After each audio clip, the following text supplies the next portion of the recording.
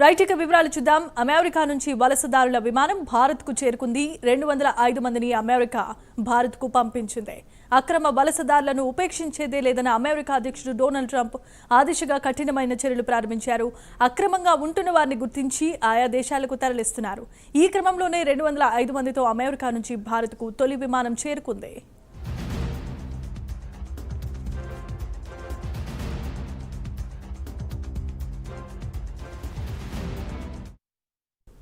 యుఎస్లో సరైన ధ్రువపత్రాలు లేకుండా భారత్కు చెందిన వలసదారులు 7,25,000 మంది ఉన్నట్లుగా గుర్తించారు. వీరిలో 18,000 మందిని భారత్కు తరలించేందుకు అమెరికా ప్రభుత్వం జాబితాను రూపొందించింది.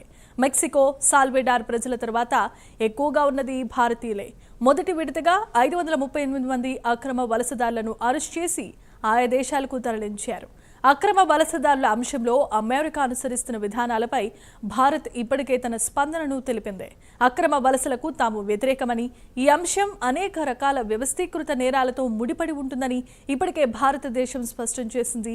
వీసా గడువు ముగిసినా లేదా సరైన దస్త్రాలు లేకుండా భారతీయులు అమెరికాతో సహా ఎక్కడ ఉన్నా వారిని తిరిగి తీసుకొస్తామని భారత విదేశాంగ ఓ ప్రకటనలో తెలిపింది.